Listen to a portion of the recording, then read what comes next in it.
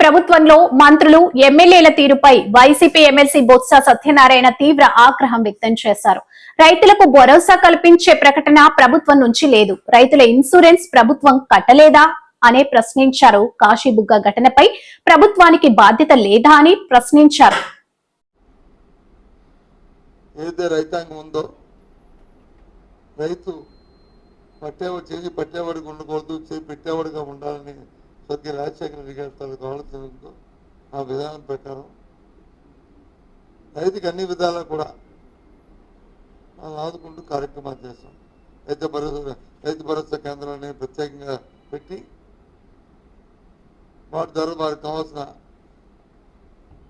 ఎరువులు కానీ, విత్తనాలు కానీ, ఇన్పుట్ సబ్సిడీ కానీ, లేదు కొనుగోలు వాళ్ళు పెట్టిన పంటకి గిట్టుబాటు ధర కానీ అన్నీ కూడా ఏర్పాటు చేస్తాం. అది మా ప్రభుత్వ విధానం.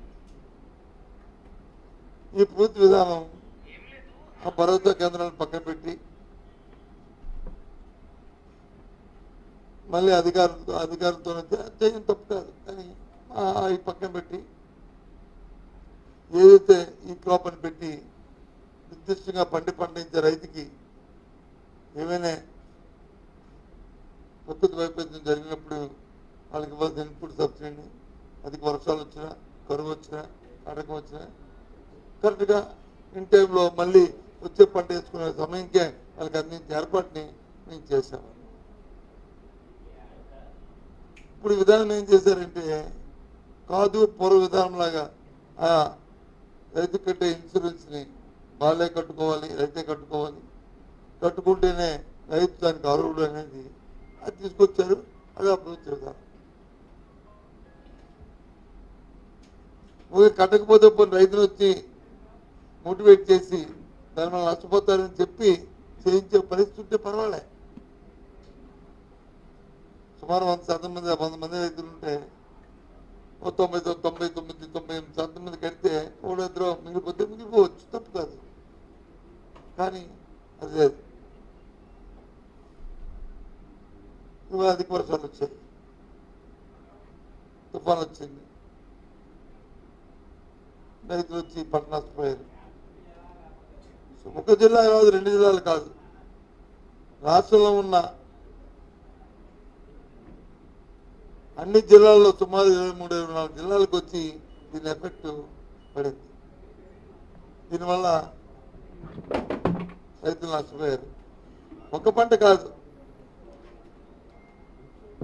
ఏదో వరి ఒకటే కాదు, వరి పండించిన రైతులు నష్టపోయారు, పత్తి పండించిన రైతులు నష్టపోయారు, హార్టికల్చర్ చేసిన మామిడి తోట,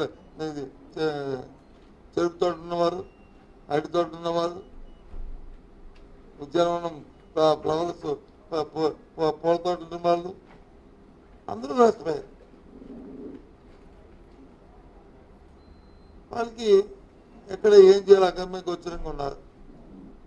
మంత్రి గారు కానీ, ముఖ్యమంత్రి గారు కానీ, వారి తాలూకా మిగతా వాళ్ళ క్యాబినెట్ సభ్యులు కానీ మాటలు చెప్పేస్తున్నారు, కానీ చేతుల్లో ఎక్కడ కనిపించదు.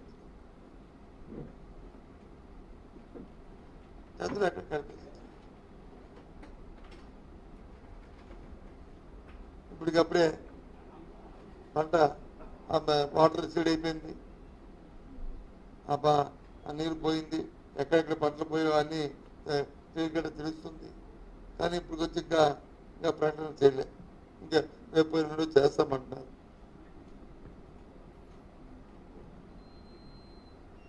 ఆ రైతుకి ఎంత నష్టపోయింది, ఇన్సూరెన్స్ వస్తే ఎంత వచ్చేది, ప్రభుత్వం ఎంత ఇన్పుట్ సబ్సిడీ ఇచ్చేది, ఆ రైతు భరోసా ఇవ్వడానికి ప్రభుత్వం ఏ ప్రకటన లేదు.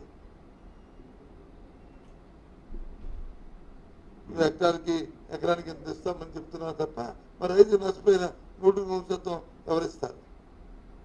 అది ఇన్సూరెన్స్ కట్టుకుంటే వాళ్ళకి వచ్చేది కదా. ఆ మాత్రం రైతు కట్టే ఇన్సూరెన్స్ ప్రభుత్వం కట్టలేదా? 2,25,000 కోట్ల రూపాయలు అప్పు తీసుకొచ్చారు కదా. మరి ఏం చేశారు మీరు? అంటే రైతు ఆలోచన మీకు లేదు.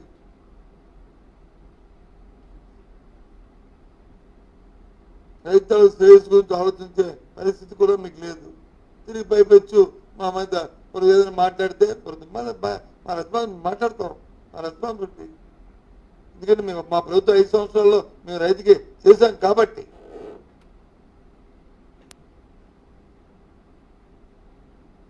కాబట్టి చెప్తాను,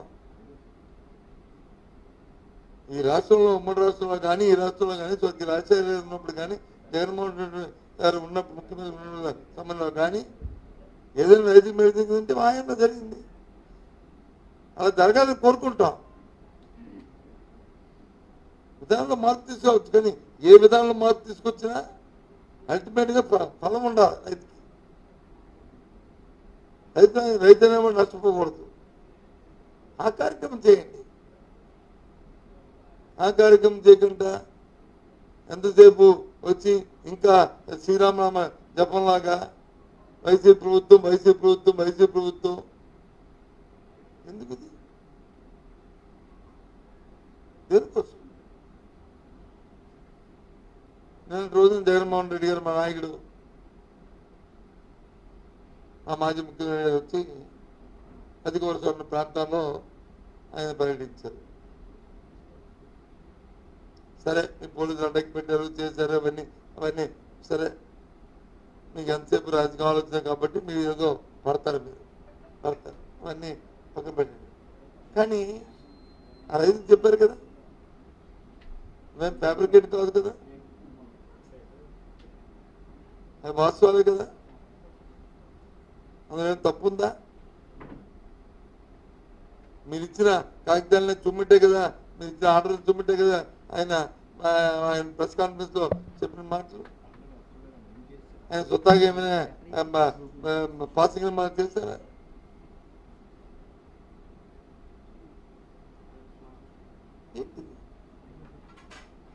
అంటే ఎంత బాధ్యత లేకుండా బాధ్యత రహితంగా మరి ఈ ప్రభుత్వం రైతుల పట్ల వ్యవహరిస్తుంది అన్నానికి నిలుస్తాం. మనం చూస్తే నాకు